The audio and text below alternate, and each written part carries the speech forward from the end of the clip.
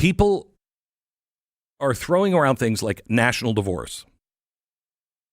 People are saying, let it all burn. We need a great reset. As if we're talking about a new season of television. But we are not. Let me be very, very clear of what we are talking about.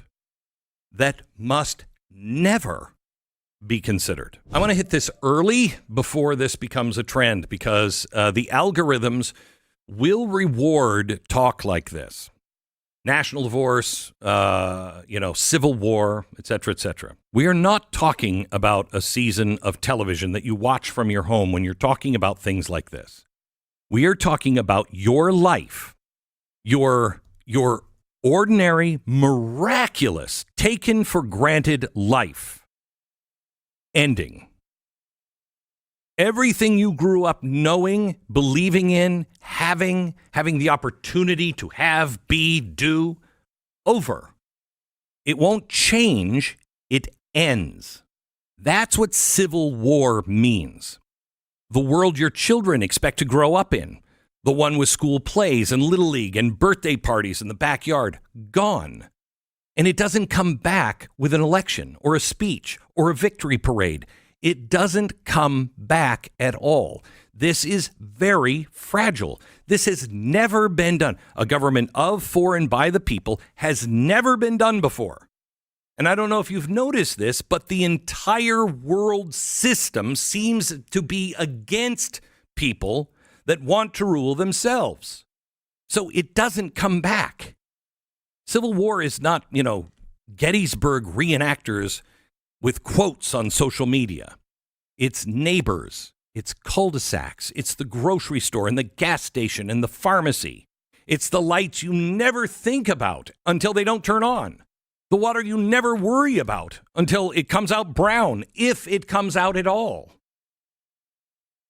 I need you, before things get crazier than they are, I want you to be firm on what you believe.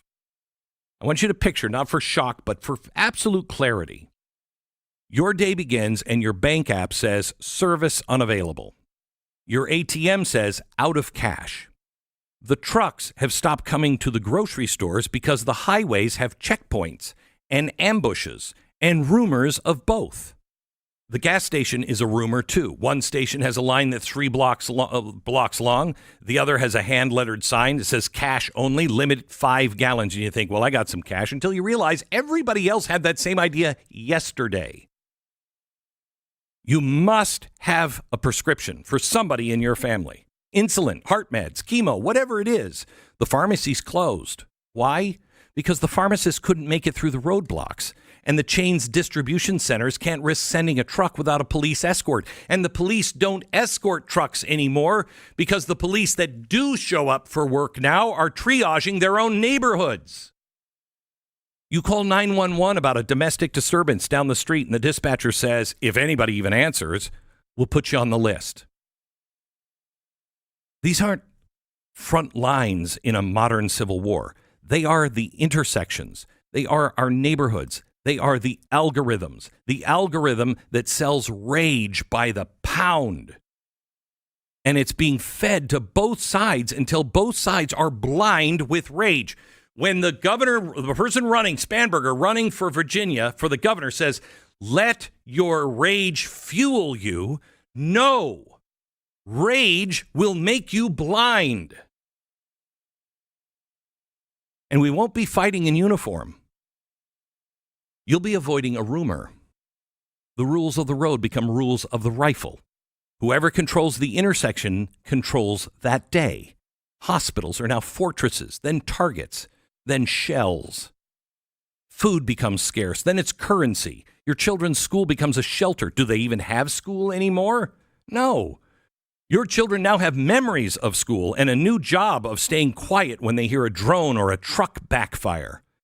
Childhood shrinks down to the safest room in your house.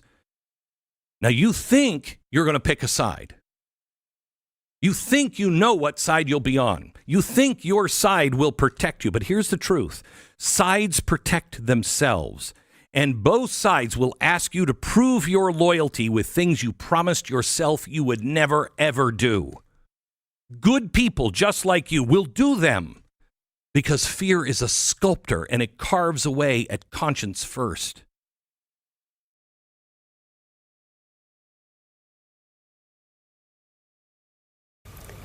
Well, you spoke several times before about ideological subversion. That is a phrase that I'm afraid some Americans don't fully understand. When the Soviets used the phrase ideological subversion, what do they mean?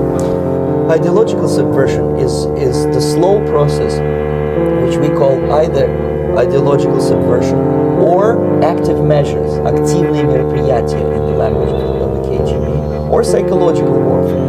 What it basically means is to change the perception of reality of every American to such an extent that despite of the abundance of information, no one is able to come to sensible conclusions in the interests of defending themselves, their families, their community, and their country.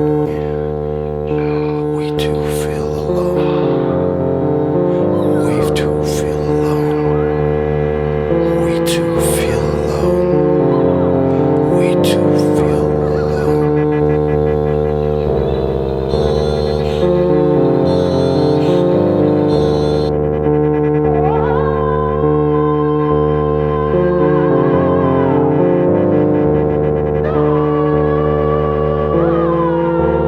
That place in my mind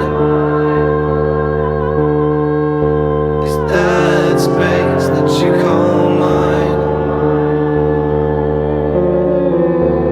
That place in my mind is that space that you call mine. Where have I been all this time? Lost in sliding fatal decline. I've been waiting for this to unfold, but my pieces are only as good as the whole. Severed myself from my own life, cut off the only thing that was right. What if I never saw you again? I'd die right next to you in the end. That place in my mind is that space that you call mine. That place in my mind is that space that you call mine.